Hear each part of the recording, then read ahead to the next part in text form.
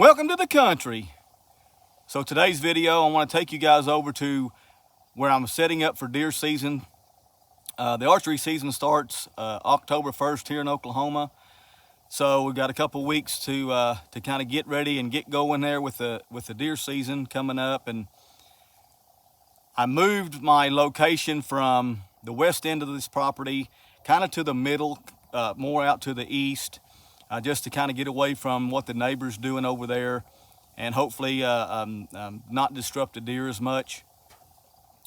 So as soon as I get done fixing a flat tire on the goat trailer here, I'm going to take you guys down there and we'll just kind of walk through and show you how I got it set up and what I expect the deer to be doing and kind of what we're looking at there for the upcoming archery season. So just give me a minute to get this flat tire fixed and then I'll be right back.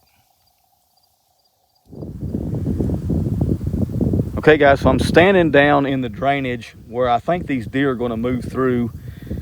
So typically in the past what these deer would do is they would move from the south, they would come across the highway and walk up this drainage and go out to the west where I had my old stand site. Just because the neighbor and all the disturbance and everything that was going on over there last year, I decided to move my stand back about 500 yards to the east and try to catch these deer moving through here a little bit earlier.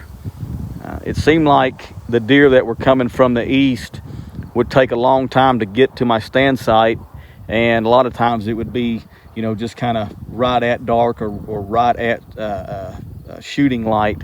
So I would miss some opportunities there because the deer were just getting there a little bit later than I'd like to.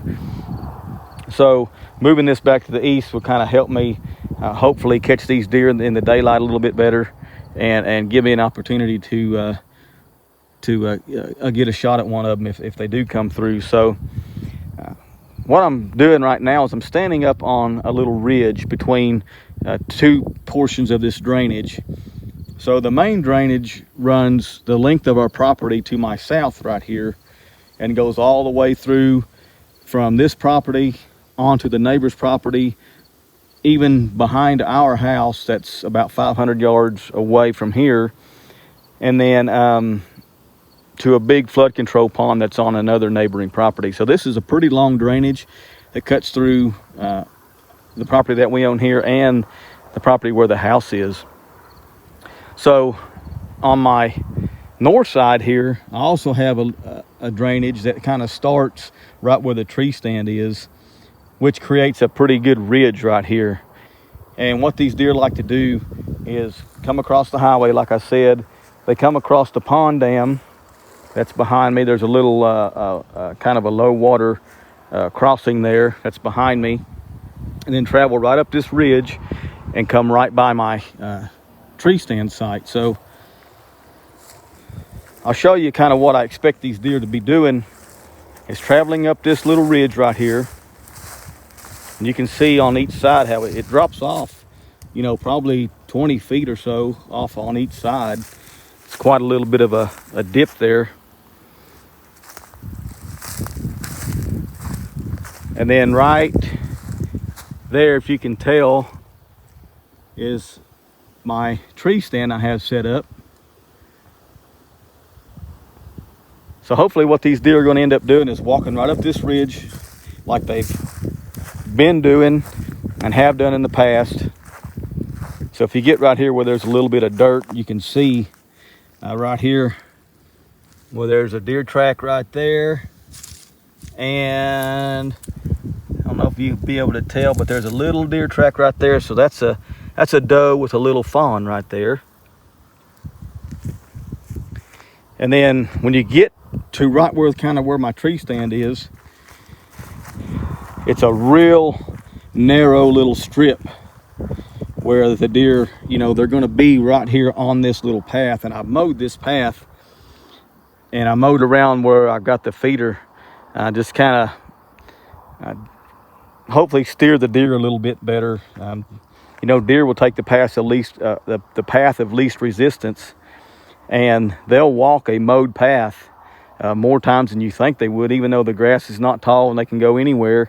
It seems like if I mow a path like I have done every year, they'll kind of walk that path right up to your tree stand. So I always mow a path for them, kind of directs them hopefully where I want them. So what they're going to end up doing is just walking right here, hopefully, and just walk right past me, and then kind of give me a real easy kind of a 10 or 15 yard shot. So there's the look at the tree from the west, and I'm really blocked out there. I'm behind the tree, so the deer are going to have a hard time looking up and actually seeing me, hopefully. And this is going to be a 10 or 15 yard shot at a deer, kind of quartering away like I like to shoot them. So I'm really kind of set up to way I like to hunt, and kind of steering the deer where I want them to be. It really helps. It doesn't always work out that way, of course, but you know, you kind of plan these scenarios in your head and hope it works out. So we'll get up here where the feeder's actually at. Now this thing has been up for about a week, and the deer have found it and they're coming here. I'm assuming it's coming every night, but I haven't checked my camera. I just set my camera up yesterday. I didn't want to put the camera out and waste the batteries and stuff if there wasn't no deer here. So I just kind of waited till I seen some deer sign. And a lot of times these cameras, the birds and stuff, will trip and take pictures, hundreds of pictures of birds and stuff without nothing coming, and kind of run your batteries down. But I waited till I've seen some deer sign, which you can see there's a lot of disturbance here on the ground. There's a lot of deer tracks where they're showing up. So I know we have some deer coming. So the camera is right over here facing the feeder, just right there. And hopefully in the next couple of days, what I'll do is I'll give it 3 or 4 days, check and see what's coming to this feeder.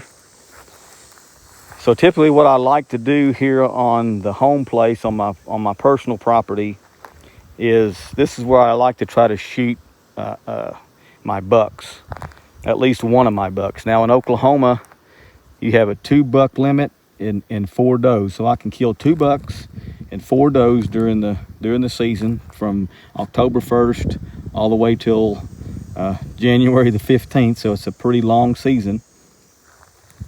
And I like to try and hold off and kill my bucks here. I don't like to shoot does off my own property, just because I feel like those does coming and hanging around really kind of makes the bucks a little bit less wary, and kind of helps them not be so timid, and keeps them coming back. So as long as there's some kind of live decoys, as I call it, it kind of really helps my buck hunting. So I haven't never killed any deer or any does off this property, and I don't plan on killing any off of here this year. I normally do all of my doe hunting. If I want to kill a doe or two for the freezer, I always go up to Black Kettle, to the public land, and do my hunting up there and shoot some does up there, which I plan on doing. Be the second week, I think, in October. I put in vacation time for the first week, and I've hunted the first week of deer season, and I haven't missed for probably 25 years. And this is the first year that my vacation request was denied. So I'm a little upset about that. You know, one thing about taking the town job and not working for yourself is you gotta go by their schedule, and even if you put in vacation time, they can deny it and you got to go to work. So hopefully that's going to be a temporary thing, but that's a subject for another video. But I will be going to Black Kettle, and I will be filming up there for you guys, and hopefully we'll get up there and get set up and kill a couple of does for the freezer. But as far as this place goes, we're going to set up and try to kill a buck. Hopefully we have some bucks coming in. We've seen some good bucks in the past. We hunted this big 5x5 last year, all year, that was coming to this feeder and was hanging around close by, and never did get a shot at him. And I know he survived the gun season because I seen him on the neighbor's property chasing does, and just never did catch him, you know, over on our side of the fence. So hopefully he shows up. Hopefully he's bigger. But I'll keep you guys up to date on what kind of pictures we're getting and what we're seeing. And if we've got a target buck, I'll definitely do a video and show you what's showing up to the feeder. So hope you're looking forward to some deer hunting videos. I know I'm looking forward to the deer season. It's been a long time since I've been in a tree stand, and I just can't wait to get it started. So I appreciate you guys watching this, and I'll be back.